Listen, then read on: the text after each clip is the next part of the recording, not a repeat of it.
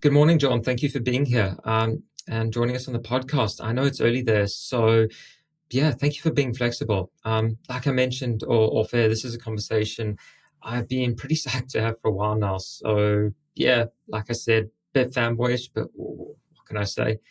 So I suppose I first learned about you when a lot of people did back when you first appeared on Ben Greenfield's podcast, or was that kind of circa 2020, 2021, somewhere around there. In any case, like I said, you pretty much reframed everything I sort of understood about sort of biology, and especially as it pertains to nutrition. And again, I spent 5 years in textbooks and then sort of took a long, deep sort of soul searching look at everything and thought, why? Anyway, that's me, of course. And I know that while there are many on our audience who are likely familiar with you and your story, there are probably those who aren't. So yeah, just your backstory. We have plenty of time for the details. So over to you.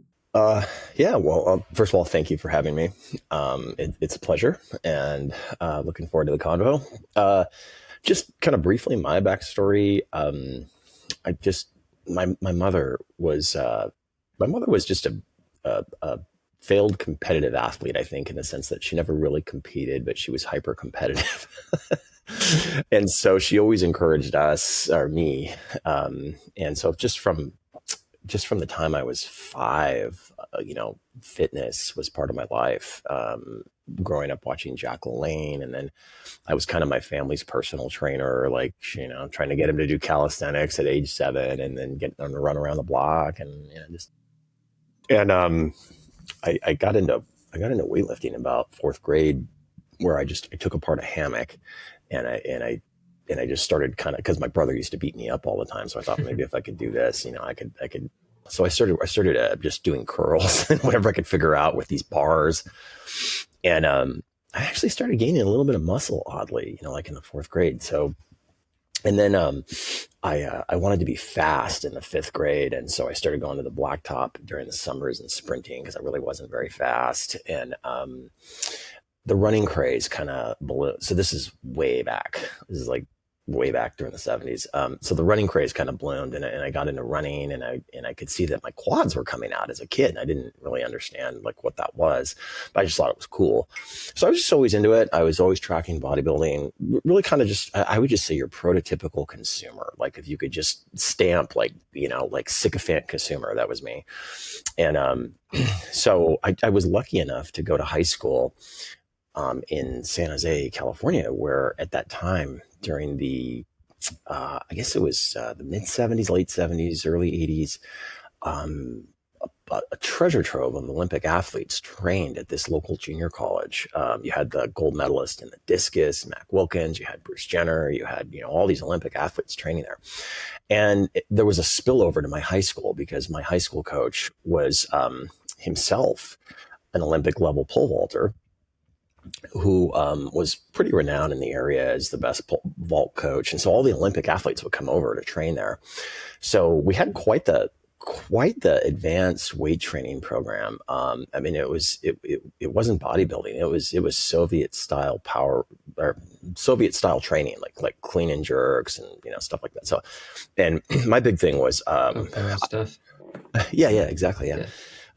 My big thing was I had a growth spurt, right about one of us. Right about age 12, and I shot up to 6'2" by the time I was 12, and I was 160 pounds. So I was so skinny. I was embarrassed to go to school, because I was so skinny. So I would always wear long sleeve shirts because I didn't want anybody to see how skinny I was. And so I just started going to the gym every night and just doing what the power lifters were doing. So I was just doing clean and jerks, like nonstop. And it just became part of my life. So I became your prototypical bodybuilding sycophant. Yeah. And I would devour everything and anything in the magazines and, starting in the early 80s when Tom Platz exploded, and, just, I just tracked everything. And back then, the interesting thing was the way that information was disseminated. You didn't have influencers. What you had was the magazines. And then the magazines kind of promoted who they wanted to be stars. And so you had this controlled information source. And so you had this thing of like, well, how do I get to look like you? What do I have to do? I'll do whatever you do. And of course, it was all a giant deception. It was, the huge scam, because all these guys were on steroids, and they just lied their butts off about it, like literally everybody. And so the thing was like, you could never actually look like that. Okay. You might get close. You might look pretty good if you're genetically gifted, but you're never going to be like that, because they've got a secret you don't have. So, I went down that track as a consumer, and because I was so voracious as a reader, whatever came out, I would jump on. So like, I remember, I think it was 86, there was a supplement that came out called Hot Stuff. And the marketing was very different back then. Like back then, the marketing was they'd write an entire page and you would read the whole page. Good old long form copy, yeah. Yeah, and just get sucked into it, and so out came this supplement with boron and, wild yam and, all of these things that a lot of them actually worked, like yohimbine and stuff. And I just started, whatever came out, I would just use. So that led into MCTs kind of in the late 80s when I was in college at UCI. And then in the early 90s, the big thing for me was the meal replacement craze. So Met-Rx came out, and I wasn't. That was the original sort of meal replacement in the space, wasn't it? Just about. Well, it was the first that really thought about it. So prior to that, what it did was it changed the category. So prior to Met-Rx, they were called metabolic optimizers. And the leader was Champion Nutrition. And they're the guys that were sticking MCTs in theirs. And then Dr. Scott Conley came out, and he really thought his thing through, and he really knew what he was talking about. So his big thing was he stuck in glutamine and lactoferrin in Met-Rx. And that was light years. And I had a few conversations with him, actually, because he owned a gym right where I lived. And he would work the front desk, like an MD working the front desk at a gym.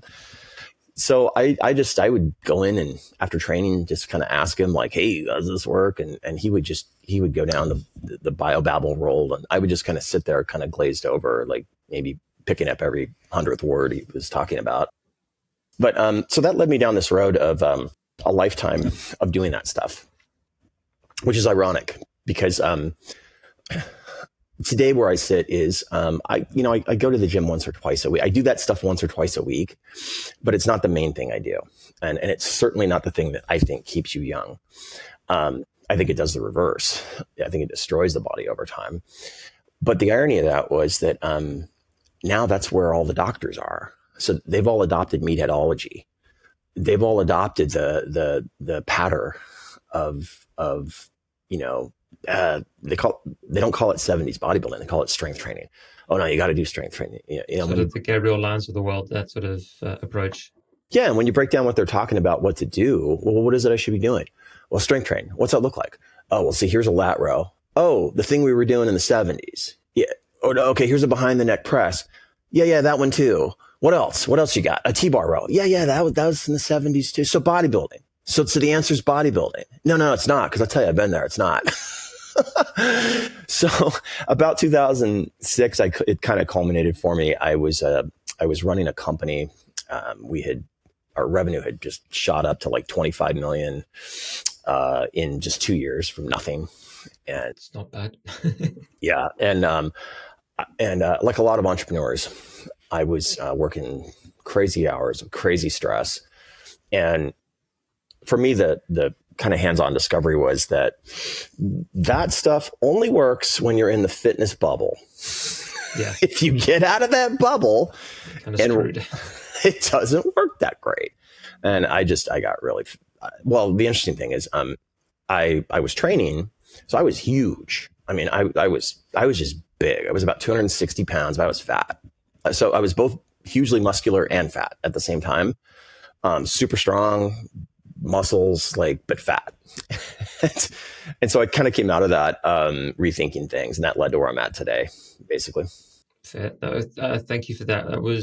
That was an amazing story and one I've heard before. And yeah, just it speaks volumes to what you've been able to sort of develop over the years consequently, because I know you've fundamentally just worked all of this out sort of on the back end of different life experiences that you've had. And I know you've obviously talked about this a lot on various podcasts, including Mark Bell's one, I believe, when you and originally, I think it was a daisy cutter protocol that you originally did, and then you sort of got down to, what was it, single digit body fat, and he was completely sort of just in disbelief of this fact at the time. Is that more or less correct? Yeah. So basically, it was 2007. I had been at it for about a year, just whittling down all the fat I'd gained during that period, working. And I was about 229 and pretty muscular, but still kind of not peeled. And then I did the daisy cutter, and that was probably for me the single most shocking body fat thing in my entire life ever, still to this day, because I went from 229 to 212 in 7 days. And then I went into a local place that measures your body fat in water. And it was between 6 and 7. It was pretty low. And that was after pigging out, like, for several days coming off the daisy, because the daisy cutter will make you insane. So coming off that, I was just eating pizza and whatever I could get. So I'm sure I was probably lower. And then there was just I was in a text stream with Mark Bell and Quest owner Ron Penna and Carl Lenore, and Mark. I was telling about that, and Mark was like, "I don't believe you, prove it." So I just sent him the PDF. I called the place up and said, "Hey, can you give me the PDF?" And they sent it to me, and I just sent it to Mark. And so, fair. Anyway, perfect. Okay, so what I really want to do today is to dig into iron. I know that people are always interested in the sugar diet, and to be honest, that excites me about as much as watching paint dry. We'll aim to keep the people happy, and maybe we can chat about that a little later on. To start with, I think it would be best if we just step back a little to discuss the immune system as a whole. I know that's fundamentally the lens through which you sort of view metabolism and health in general, and just to provide some context, maybe the rest of the conversation. Now, obviously, has started off with the Immunity Code, your first book, which for anyone who's not read it is absolute gold. So yeah, get a copy. Now, of course, I know from here we could go into 30 different directions, all of which are fundamentally going to be come back to the fact that by regulating the immune system in the gut, you can make a dent in a lot of health conditions and challenges. So yeah, I'll ask the lazy question, which is, what problems were you trying to solve with the Immunity Code, and subsequently your follow-up the way? The primary problem is really the problem everybody runs into, which is there's a force pushing against you over time. Loosely, we could describe that as aging, but the big picture of that is that it has multiple pathways for dysregulation. So, one is that body fat's going up, senescent cells are going up, inflammation's going up, mitochondrial density is going down, muscle is going down, body fat characteristics are shifting into a pro-inflammatory pattern. All kinds of things are happening all at once. And everybody faces these problems collectively. They haven't really been well defined as a group to say, okay, well, let's make a list and let's start with number one and go down the list. Let's do that. And even if they were made into a list, the problem you're still going to have is the issue of time. The average person. So the big secret in the fitness bubble is just 2 hours a day. I mean, no one's ever going to tell you that, but that is the secret. If you were to follow anybody around, you're going to see they're putting into that's 2 hours a day. And that's who has that? Yeah. Who has 2 hours a day? Yeah. So that's the problem. The problem is you've got this problem of decline. And then the only solution that you've been given to solve it is, oh, that's no problem. Just increase time. That'll solve it. That doesn't work for most people. So for me, the issue really was just coming down to economy and looking at, well, if we only had a couple of minutes a day, what would be the most important things that we could hit in a couple of minutes Like what would be the 80-20? It wouldn't be doing barbell curls. That wouldn't really be the thing. What would it be? And when you begin to go down that road, where you're going to wind up at is the intersection between the immune system and several different organ sets and systems in the body. One way or another, you're gonna run into that. So fundamentally, let's start with oxygen. Just getting oxygen into the body. What's happening with most people with age is that the airway begins to collapse. The tissue at the back of the throat begins to push into the back of the throat. So you're getting apnea events during sleeping. You're getting desats during sleeping. You're getting stabilized hypoxia as a result of that. And that alone will sink the whole ship. I mean, that alone will kill you. Increase that. HIF-1 alpha levels, right? Mm-hmm. Yeah, that alone will sink the entire ship. We don't even need to look any farther than that if you were going to just start with, well, what's number one? That's number one, really, if you think about it. And that converges on a key mechanism that essentially is a switch, helping the body flip its metabolic state between oxidative respiration and then glycolysis. And when you look at that, and that master switch is HIF-1, hypoxia-inducible factor 1, it regulates not just the general switching between metabolic states, but tissue-specific and cell-specific. And when you get cell-specific, it gets very, very interesting and compelling. So when you begin to look at the effect of that on immune cells, it can be massively beneficial or catastrophically disastrous. Just depends on the tissue and what. So, but in terms of like our coming back out of the deep dive into what's our simple fix, it's let's fix that first. Why don't we fix that? And that converges on the immune system. And so that whole line of thinking, that way of thinking, kind of led me down this road. Okay, fair enough. And then just specifically, what about it is, I suppose, just to maybe elaborate that a bit more for the audience, how does the immune system then regulate and govern the subsequent inflammatory responses in the body that then drives so much of this dysfunction at a cellular level? So it's a big question.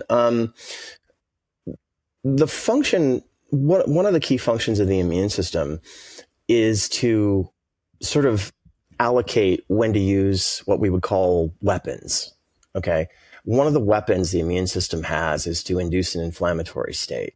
Now that can be massively beneficial in the case of an infection because you want to kill the infection. So the immune system can ramp up and it can produce free radicals and shoot superoxide through immune cells at pathogens and invaders. And that's a good thing. That's not such a good thing when you have billions of cells that have stabilized into a senescent state and are essentially trafficking out signals to recruit the immune system.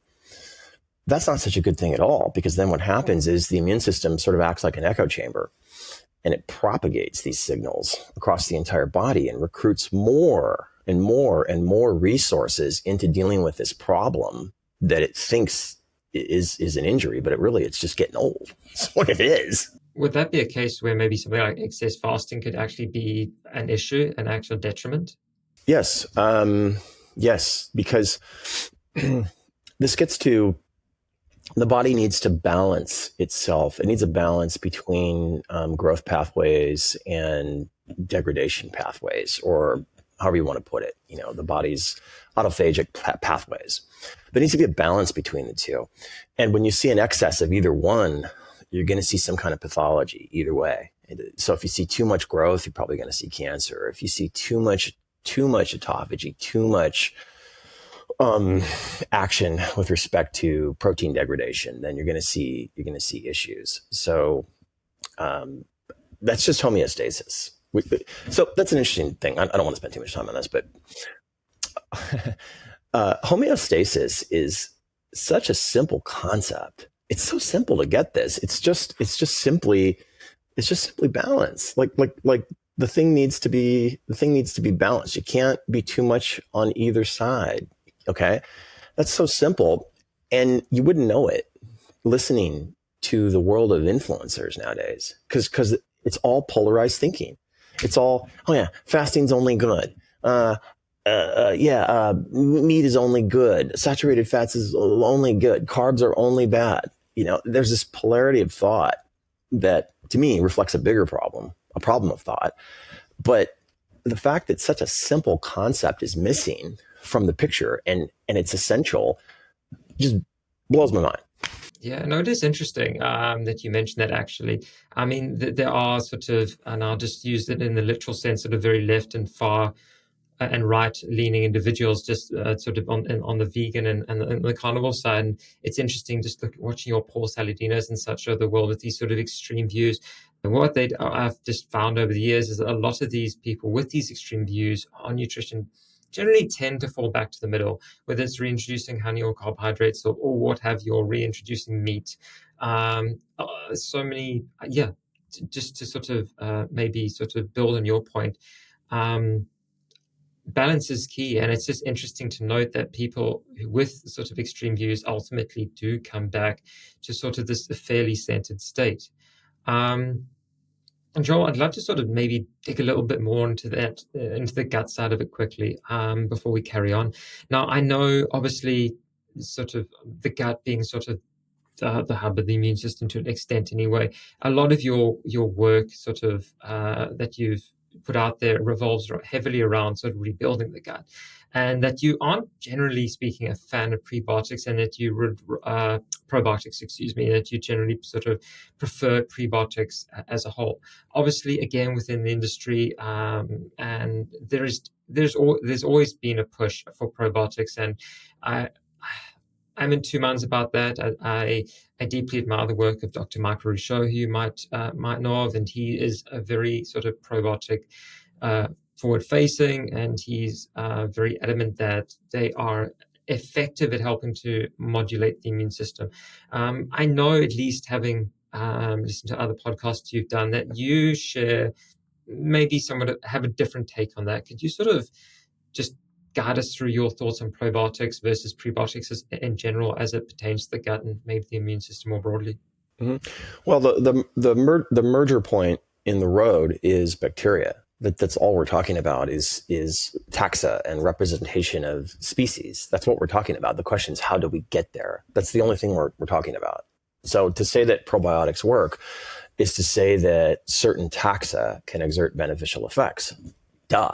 I mean, we all know that. Everybody knows that, right? So it's just, how do we get there? What's the optimal way to get there? Keeping in mind, not the short term, but the long term. And that's a problem. That's a big problem, though, because we're in an industry that equates results to that. We're in an industry that has no regard for the impact of the most important variable, which is time. It doesn't exist. Time does not exist. You listen to the most high-level influencers, and they'll talk as if, the way the outcome we get now is going to be the outcome we're always going to get because we got it now. And again, that's going back to this paucity or poverty of thinking that is just, it's similar to homeostasis. When you begin to inventory, why aren't you taking this into account? There's no good reason. Only stupidity. So the issue becomes, okay, so there seems to be sort of a youthful profile that more or less seems to be consistent among young people. And it's, you see a lot of bifidobacteria, see healthy representations kind of in this respect. And it's quantifiable to some degree. So the question is, how can we approximate that? How can we get there? I'm not against probiotics at all. I think that they can be incredibly helpful. I'm just against their indiscriminate use, particularly among consumers, because as soon as you tell consumers, hey, our clinical results showed an improvement of blah, blah, blah, blah, blah, taking our probiotic. Yeah. Well, then they become chiclets. They become like M&Ms, or just gummies. They become like just candy. And the net result of that, once we insert the variable of time, is that you're probably going to do more harm than good long term. Like a lot of SIBO problems now are the result of a lot of probiotic usage going back. And so the question becomes, what's the optimal way to get what we want? And the really surprising thing is how powerful food is, like to completely completely retune the gut in very short periods. And this is empirical in its nature. Going back to 2009, there are studies that show that, you can rapidly recolonize the gut in just a few days with food.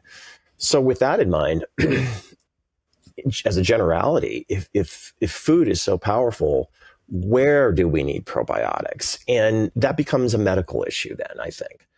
And I do believe the rightful home of probiotic strain usage is probably with practitioners who can look at something, look at a GI map and say, it seems like, maybe if we added this strain for a few weeks. Now that to me is really intelligent. That's really smart. And I think that's kind of the right way to do it. It's really a question of like, what's going to do more harm than good? And it's probably the indiscriminate use of probiotics. Fair enough. Just speaking on those tests quickly, I mean, there are a bunch of them out there, various labs. Well, as you mentioned, there's the GI map, there's Genova, there are a bunch of them. What do you think about their validity and their specificity? Again, now that we're just on this track, I'd just love to get your thoughts on this. You'll often hear practitioners on podcasts talk about the fact that they sent off sort of a dual sample, the two samples of the same piece of stool to the same company, and they would have got back completely different results on their GI map or their whatever. I mean, the gut is your game, let's be honest. Do you have any thoughts on sort of GI testing in general? Do you think it's there yet, or is it still a bit of a sort of a North Star we're trying to get to? I think it could be useful. I think the mistake is to see it sort of as like, the gospel. I mean, I think it's a mistake to kind of calcify it into like, well, this is me. That's it. Nothing more to know. What I never hear are seldom. I don't know. Very seldom. What you'll hear is a breakdown of mechanistically, how'd you get that answer? And when you begin to ask, you'll get crickets, because I found a lot of practitioners don't know. They actually don't know how they arrived at that answer.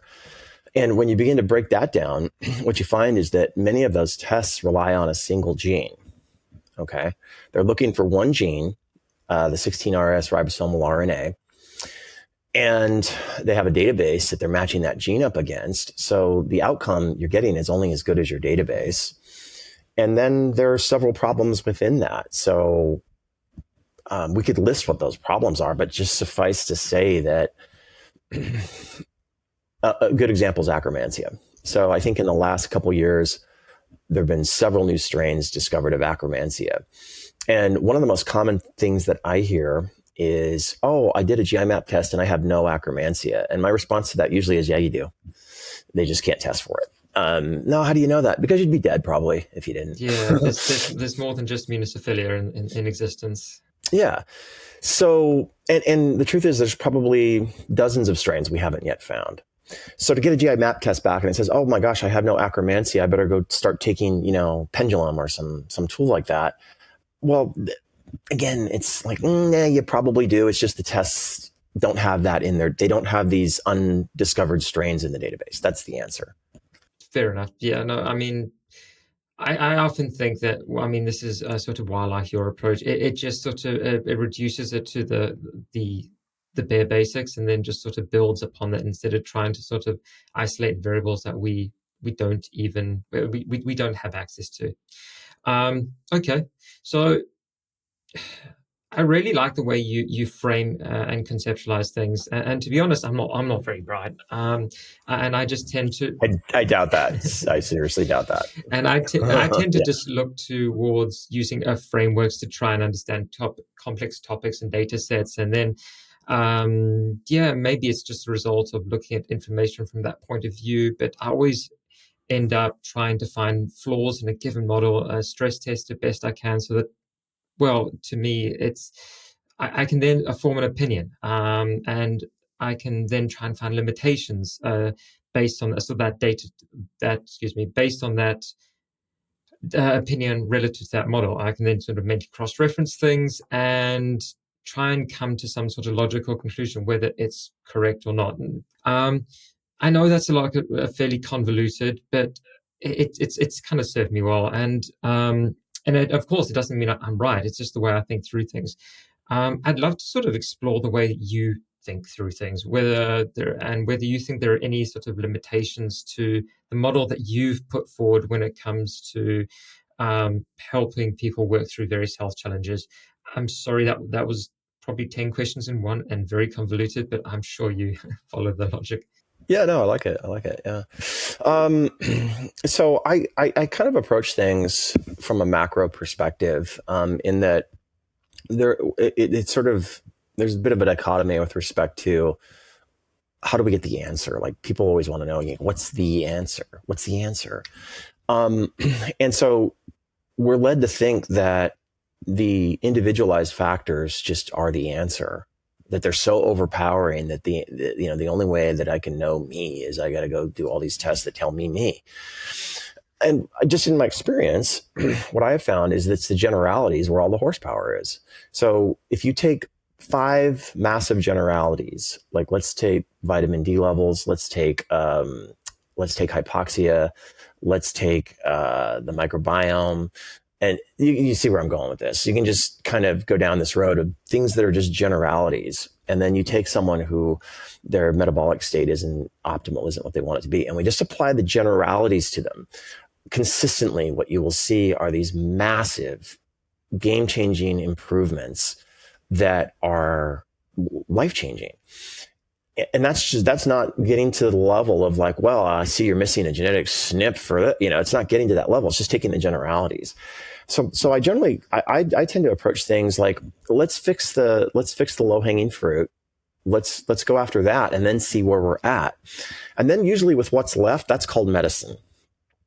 Usually with what's left, that now we're talking about things that don't fit the generalities, things that require, very types of specific tests. And that's really for doctors to do. And I think that's great. I think that's where it should be. But all that to say, it's that what we're missing here is that in the simple things, the big things, the generalities, there's so much horsepower, so much power for change that you should really, as collectively, it makes sense to take a look at those things first and then see where we're at. That's just kind of how I approach things. And then the other piece of the equation for me is math. So I've just found historically that everything boils down to math. Everything boils down to the law of large numbers. Everything kind of boils down to percentages and probabilities. And that lends me to think in a couple different directions. One is that it's very difficult to know anything with certainty.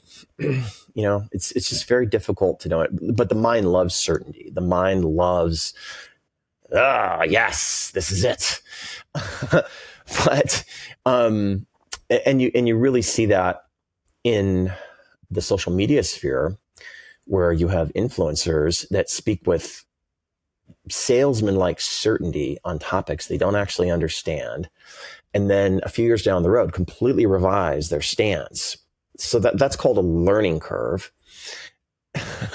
And what would serve them and everybody else better is to just begin to introduce some maybes in there and some might be's and possiblies, rather than speaking with abject certainty. Because the absolutes again. Yeah, we're always up against degrees of probabilistic space. So, we can begin to say things like, well, we're creating very strong probabilities that we might get the outcome that we want. I'm just really just cloaking math talk by talking like that. But that's kind of how I approach things.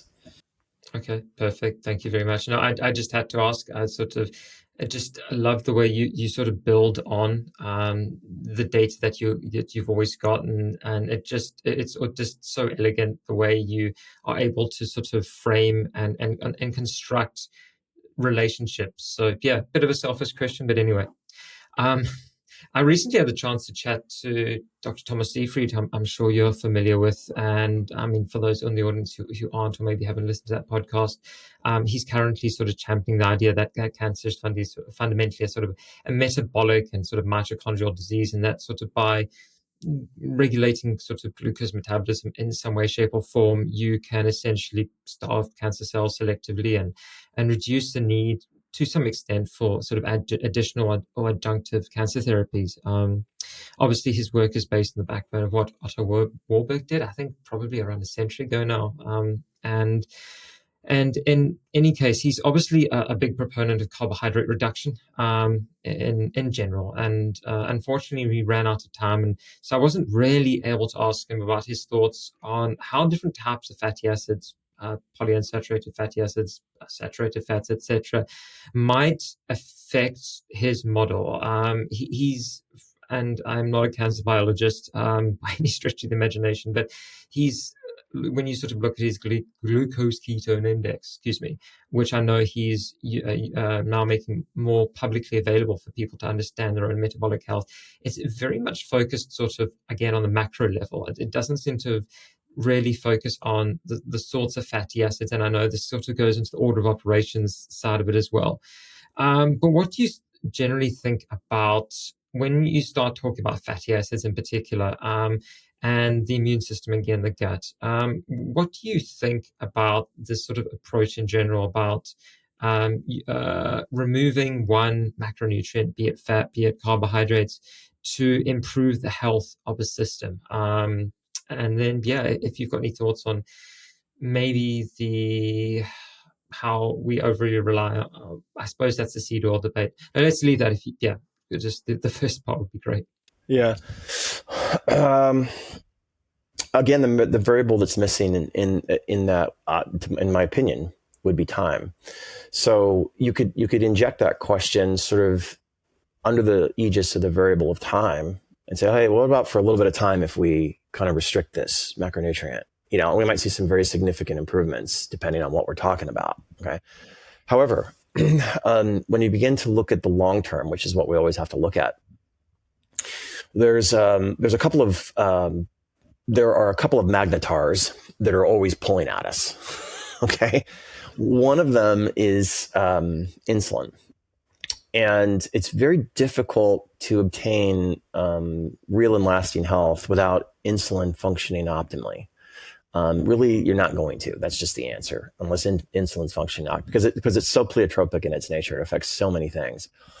So the problem you get into with that is that in order to properly stimulate insulin, there's a inventory or a suite of hormones that need regular stimulation through foods, through macronutrients, and they oppose each other.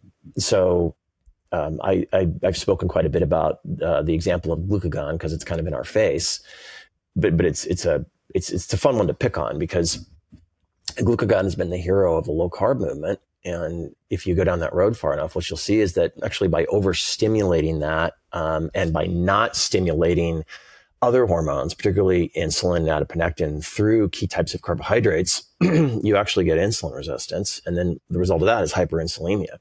That's sort of peripherally in the muscles, one might argue, though, that it might be a sort of a glucose-sparing effect. What would you say to that? That long-term ketosis drives this peripheral insulin resistance, but it's typically just within the muscle.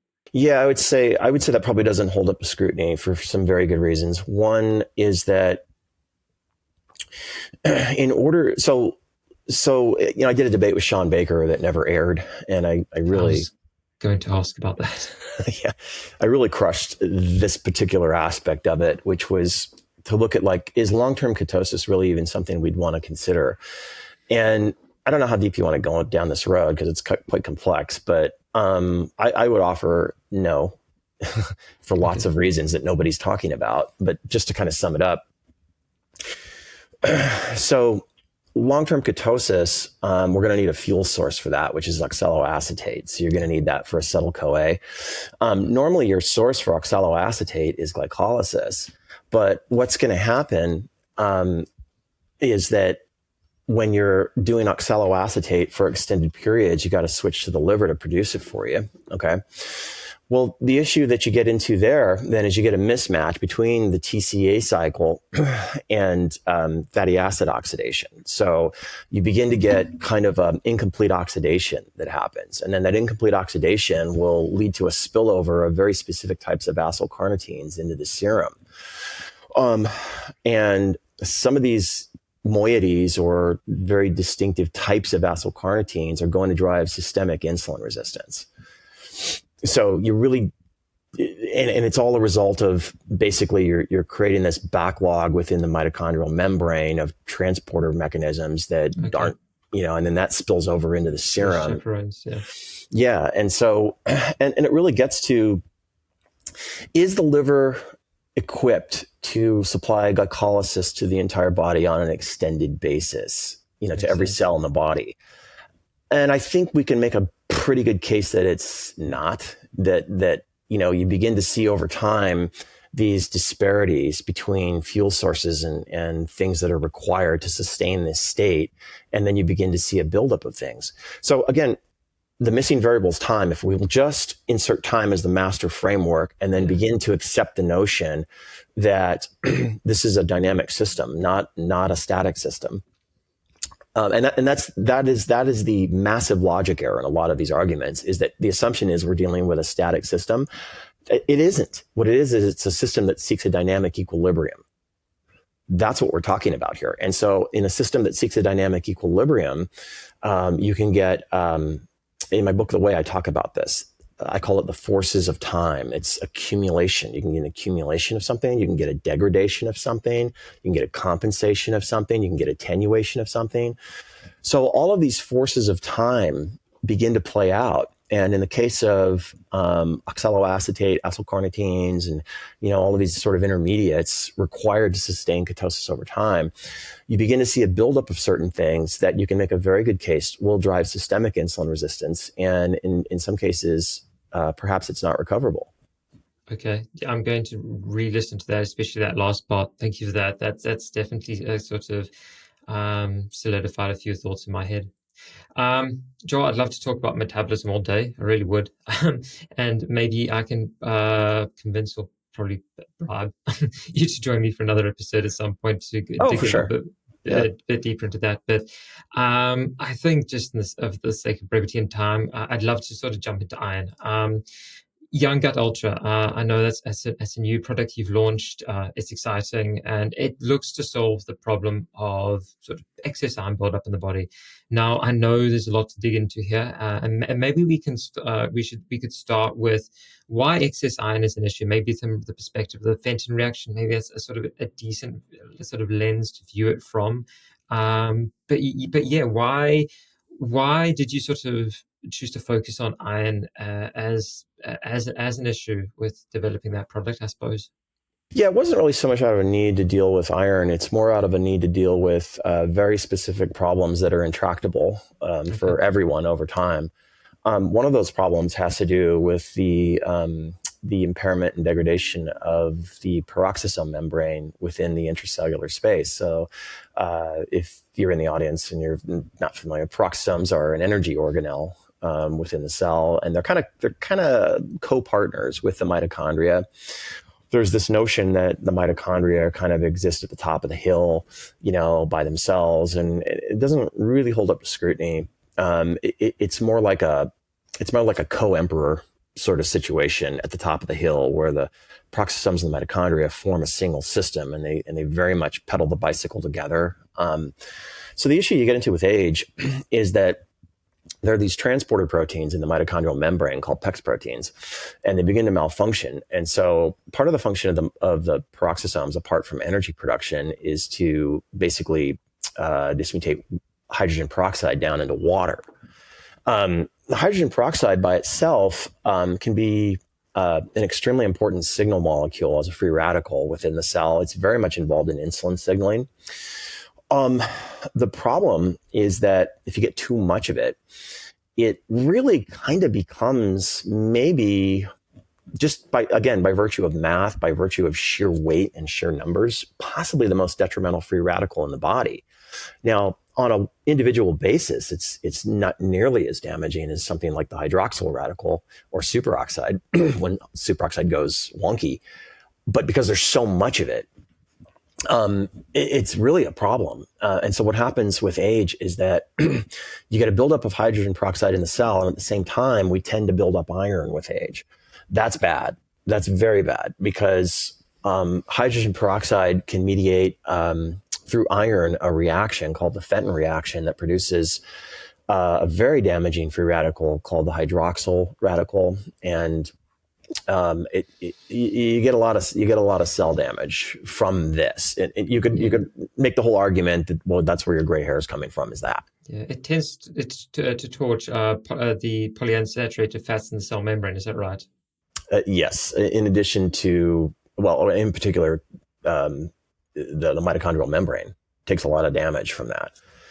So that's a huge problem that needs, we're all going to face. I'm like, let me just make it simple. Everybody wants the fix for their gray hair, right? Well, what's the fix? We got to fix this problem, because it isn't just your gray hair that it's affecting. Your gray hair is just sort of a marker for how fast the damage is progressing. So that's a big problem. And that was kind of the motivation behind it. The other thing was that when I first kind of really laid into this focus of like, how can we modulate a few switches in the immune system to get massive results? One of the key variables in that is lactoferrin, because lactoferrin, I guess the best way to describe it is that it's kind of like the glue of the immune system. It sort of holds the whole thing together, and it acts as an intelligent intermediary with the immune system. So it sort of acts as the glue that drives homeostasis. And in my first iteration of this back in the 20-teens, there wasn't really a way to do it. We didn't really have human lactoferrin back then. And so that's going to be my next question. Yeah. Yeah. So the focus was, go ahead.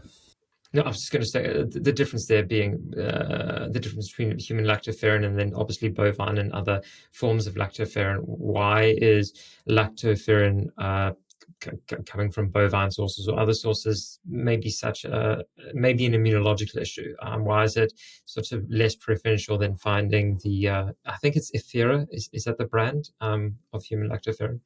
But yeah. Yeah, so bovine and human lactoferrin are very similar. It depends on who you're reading. They're somewhere between 68 to 77% identical.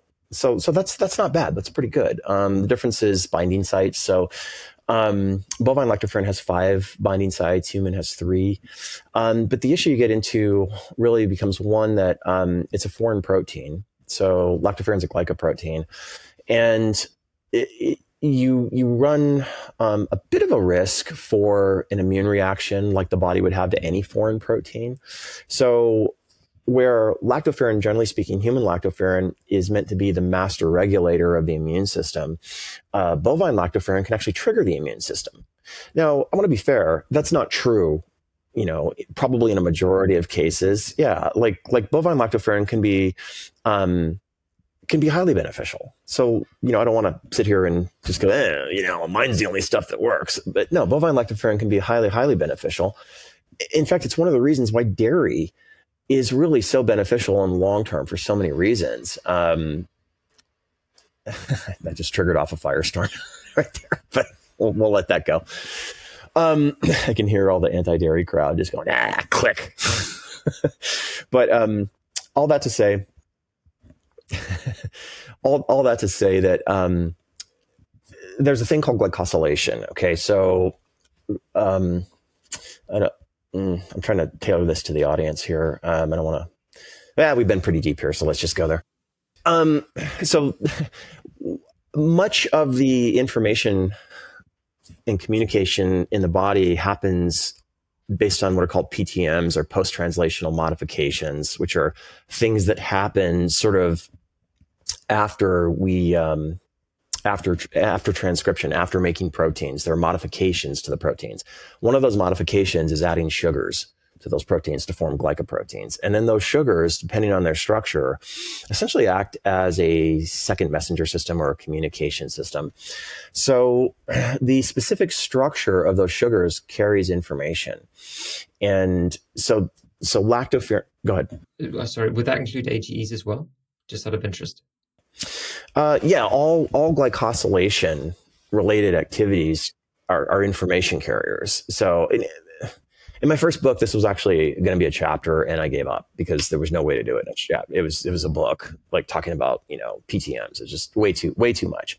Suffice to say that there's a whole, apart from DNA, there's a whole information bearing system in the body based on the structure of sugar proteins, glycoproteins. So anyways, all that to say that bovine lactoferrin and human lactoferrin share a lot with respect to glycosylation, but there's also some differences.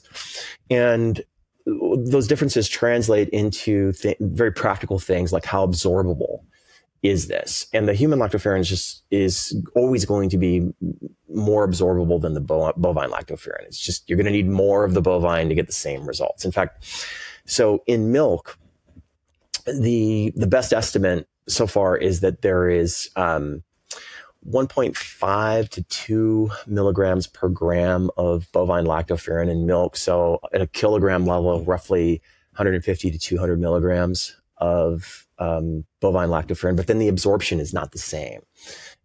So in other words, like in my Young Gut Ultra product, there's 200 milligrams of human lactoferrin. To get that same dose in bovine lactoferrin, you'd need 1.5 kilograms. That's a lot. Yeah, so that's a lot. Yeah. And then I'm sorry, I jumped in and completely sidetracked you, but then how is lactoferrin, I suppose, sort of solving, broadly speaking, the iron problem? So lactoferrin, the interesting thing about lactoferrin is that it drives iron homeostasis. So if you have too little iron or too much iron, it tends to push the pendulum back towards the middle. So lactoferrin, it's a member of the transferrin family, which are iron binding proteins. The thing about lactoferrin is its iron binding capacity is so astoundingly high. It's hundreds of times higher than your ferritin. And so lactoferrin has this, it's like a sponge. It has this amazing ability to soak up iron. Kind of a simple way to put it. Fair enough. That's perfect. And then, yeah, I suppose there are other few competing molecules out there on the market, things like IP6 phosphate, or I suppose the main mechanism is probably phytic acid to some extent, binding up iron in the gut. And then obviously you can go down the copper route too, which I know Morley Robbins has done a pretty deep dive on. I mean, I think he's based the latter part of his career around that, and the sort of the idea that by upregulating copper in ceruloplasmin, you can sort of convert excess ferrous iron, let me get this right, I think, to ferric iron, and then that can then be transported, can bind to transferrin and then get yanked out of the bloodstream. What do you think about that as not a competing product or competing theory, but as a competing mechanism to sort of regulate iron, the idea of just sort of increasing copper intake? Well, first of all, I don't want to do a disservice to his work. Just anecdotally, what I've heard is that he's had some very good outcomes. And I'm not 100% expert in his work, so I don't want to misspeak. As I understand it, which I will say up front, has room for error. So please correct me if I'm wrong. So a significant portion of the actual protocol involves dietary modifications. And when I look at those dietary modifications, what the net, which I haven't heard anybody talk about, that they're going to do is you're going to produce a shift in the gut taxa that favors bacteria with iron binding cytophores. So what you're going to get is this variable that doesn't get talked about a lot, which is that, and this gets to the phytic acid thing, as you increase certain taxa in the gut, like bifidobacteria, they bind iron in the gut, okay? And then in terms of your IP6 problem, that actually prevents that from binding iron in the gut. So shifting the gut taxa can have this tremendous impact with respect to a number of variables that we could kind of anecdotally attribute to quote unquote the protocol, but it's really possibly to some extent has to do with just simply shifting the gut taxa. That's kind of the theory I'd offer on that. With respect to copper, so the thing is, lactoferrin can also bind copper, and I would just offer that the master regulator of iron naturally in the body is lactoferrin. So if I were to approach the problem, I would kind of start with what exists naturally, which is not to say that maybe, he's not having fantastic results too. So, I don't claim to, have the market cornered on solving the lactoferrin iron problem or the iron problem. So, that's what I would say. Yeah, no, that's perfect. And of course, no disrespect to Morley. I'm actually getting him on the podcast in a few weeks. So I'm just always interested in sort of speaking to individuals, obviously with sort of not opposing, but similar sort of understandings of the problem, just looking at it from a different lens and just trying to sort of get a sort of a broader picture of it. I mean, ultimately all roads lead to Rome, and I suppose one could also just stick a needle in the arm and just do some sort of venesection as well. I'm sure that is effective as well as anything. But yeah. Joel, you've been amazing, and I just want to be respectful of your time. But I've got a few rapid-ish fire questions that I'd love to go through, if that's okay. Perfect. Okay. To keep the sugar diet crowd happy. I know you've covered this on your Instagram recently, and seemingly it has more to do with, I suppose, one might argue protein restriction, although as we chatted about earlier, if you sort of remove a macronutrient entirely, you're going to get a massive sort of swing in metabolism, just generally speaking. And I know that there's obviously an issue there with high fat diets sort of triggering an increase in FGF21 hepatically, which is why maybe that's not the best way to sort of protein restrict. But just overall, I suppose, what's your take on the sugar diet, and do you think it's efficacious? I know time will be a variable, but yeah. So, first question: Can quote unquote the sugar diet work to help you lose body fat? The answer is yes, absolutely. Yeah. Is there anything new there? No, nothing. That's been known for decades, that just take any macronutrient to zero and you can see fat loss. Mechanistically, personally, I don't think any of the reasons apart from protein restriction are what's going on. The two big reasons nobody's really talked about. Number one is glycolysis. So again, this gets to kind of my worldview, which is math always drives the equation. In a carbohydrate restricted state, you have less substrate available for glycolysis. And so you're going to have less glycolysis in general. When you reintroduce substrate into the equation, remember, we're talking about trillions of cells here. Every one of them, can run glycolysis. So when you have more substrate available, you're going to increase glycolysis. Glycolysis will shred you up. That's why sprinting works. That's why high altitude training or high altitude kind of hypoxia works to lean you up. It's been proven. So cancer patients know this. Glycolysis leans you up. So when you increase glycolysis through increasing substrate, you're going to get lean. The other variable that no one's talking about is just simply that you're recolonizing the gut. And I think it's something that a lot of low carb influencers have stumbled onto, and they don't even know it. And it's just simply that I've experienced this. When you recolonize the gut rapidly, there are very specific proteins that are related to fasting and fat loss. One of them is ANGLP4, PT4, or FAFE, fasting-induced adipose factor. That is it's a protein that is secreted during fasting that actually drives fatty acid liberation. And what you will find is that same protein can be stimulated by the microbiome. So when you increase taxa during a fed state that produce this protein, you drive fat loss. It actually helps prevent fatty acid storage and drive fatty acid release. So you can actually drive fat loss through the microbiome through mimicking fasting through that. So you have glycolysis and you have the recolonization of the microbiome along with protein restrictions. So those are three variables that all work together all at once. And so that explains things, I think, pretty well, would be my answer. Okay, that's perfect. And do you think maybe a bit more that, I suppose, not really, It's not like we haven't talked about anything technical today, let's be honest. And when somebody is going through some sort of disease state, maybe when there's some impaired mitochondrial function, there's an elevated sort of cell danger response, as it were. There's obviously in those states, there's going to be impaired oxphos, downregulated use of fatty acids. Do you envisage that being maybe a potentially effective strategy for people who do have some sort of mitochondrial impairment to sort of bypass that block in energy production, be it in the short term while you're dealing with maybe the underlying issues? Yeah, I certainly think so. I think it could be. I would just say it's certainly something to try. Fair enough. Perfect. Okay.